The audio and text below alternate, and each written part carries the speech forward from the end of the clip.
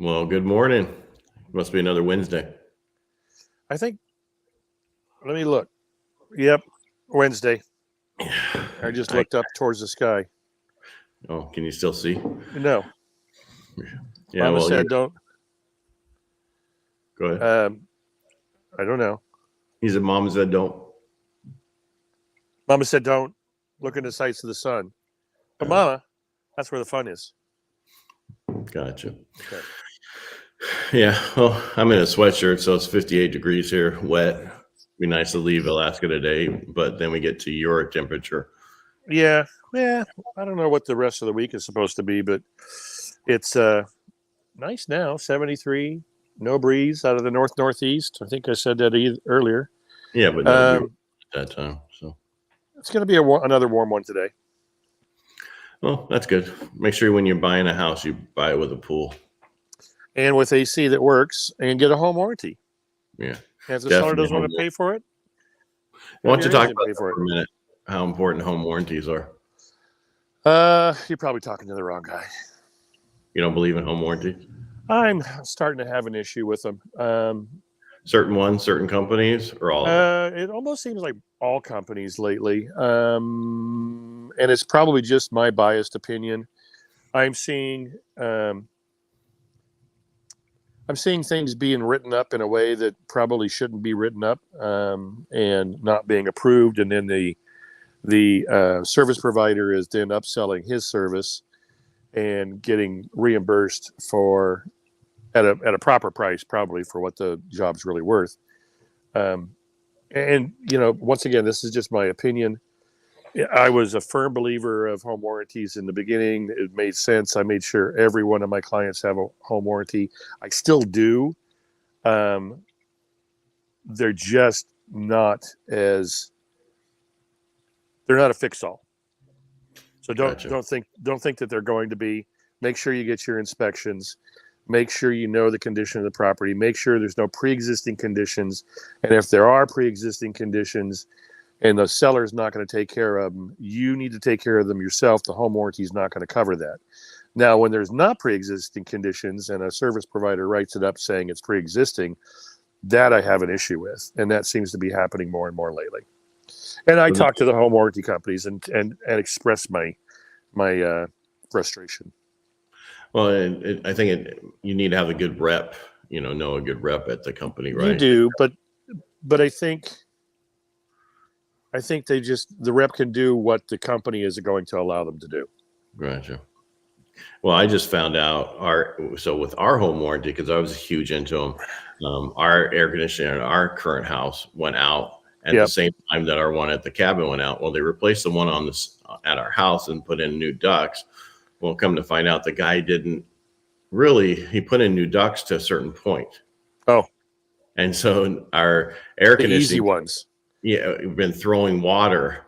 The fans blowing water out of the condenser pan and it coming back into the house. No, because of the extra pressure. So I had somebody else out there that somebody recommended, which is a really good company. And they're like, yeah, this is what your problem is. It's not back because they thought like we had a clogged hose, where it's coming out. Yeah, condensation line. Yeah, and it wasn't.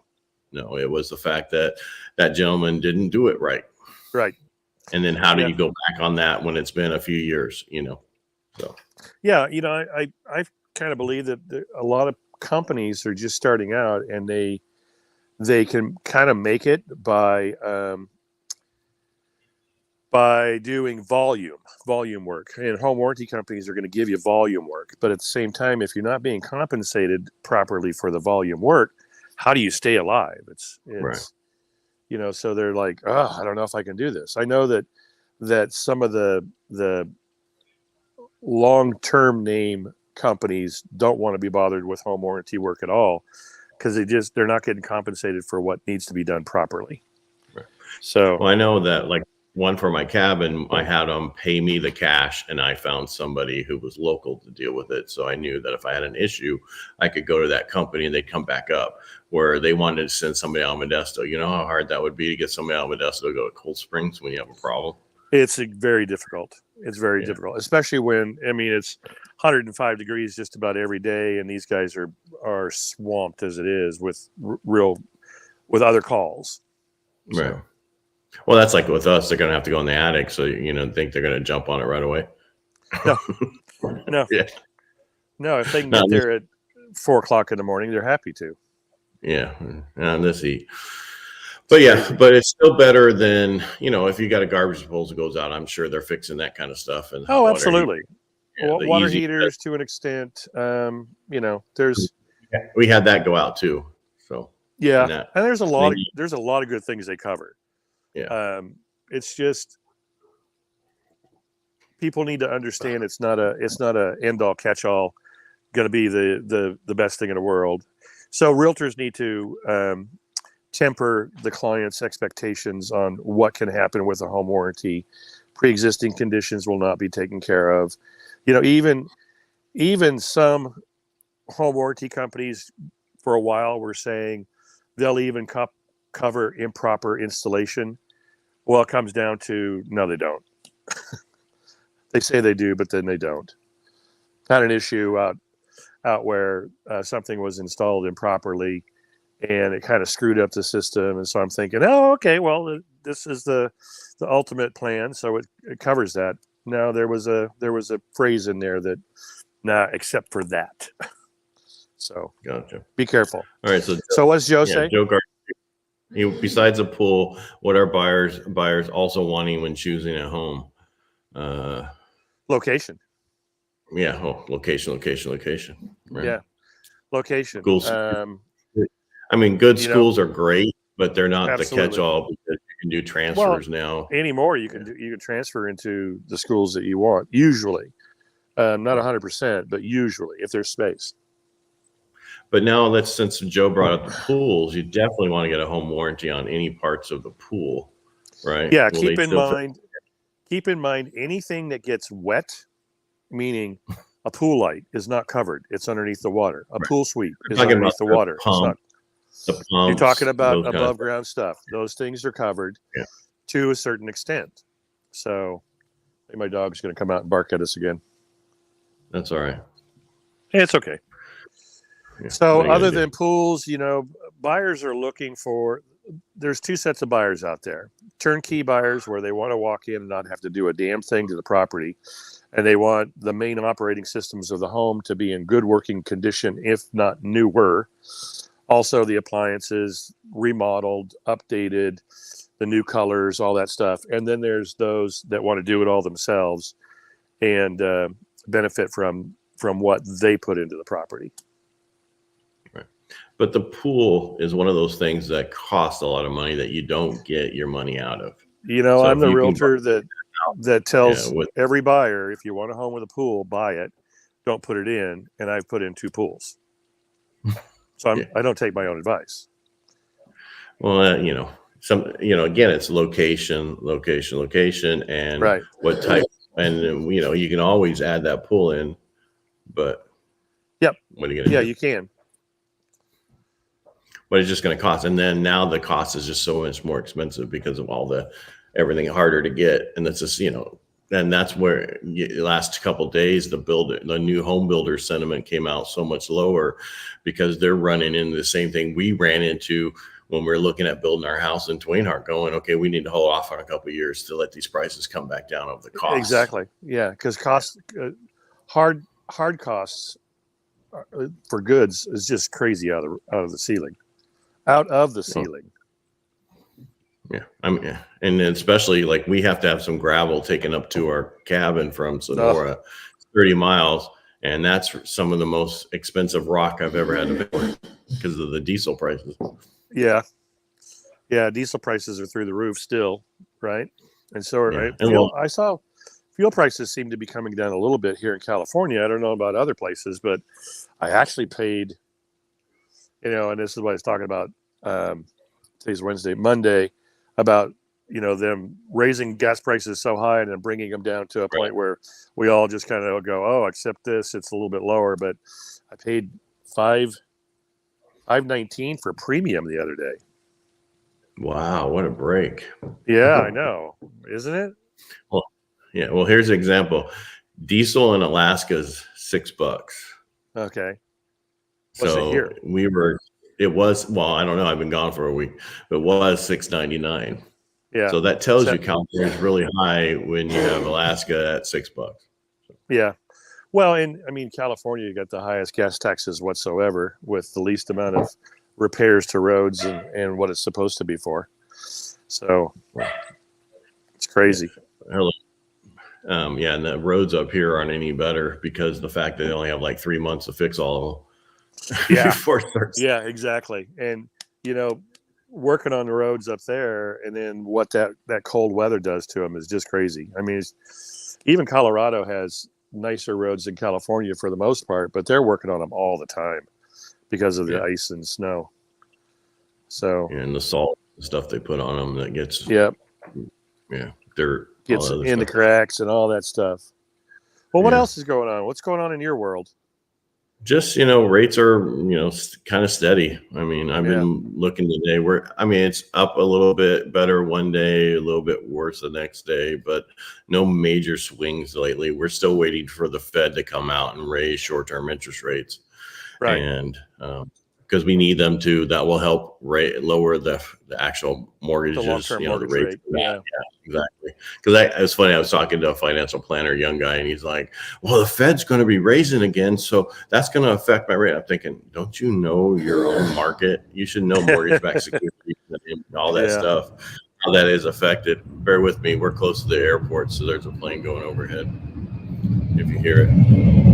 No, I can barely hear that. Sounds like it's in your living room. Yeah, well, just certain ones come this way. Yeah, that flight pattern. Yeah, twice. Well, things are still blowing off the shelves in certain price ranges. The FHA price ranges it's a busy market. The higher price ranges are slowing down a little bit, but I mean it's only a little bit. From 7 days to like 14 to 17 days on the market, if you price right. It's a good market, and that's a great market. That way, we're not overpaying, and you're not. Inflation is with the inflation out there right now at 9%, you need to own a home because that's the one thing that you can control. Get your payment at a certain number and control that. And when rates go down, refinance it and get even lower. So and take advantage of and. Go ahead. It's good. It's good to have security. And if you're a homeowner and you need some stuff done around your property, don't worry about refinancing now and fixing those things and then planning to refinance in a year or so. Because even we're doing that because you have huge values right now. Take advantage of those. When some of the rates were lower over the last couple of years, there wasn't enough equity. Now there's so much equity in your home.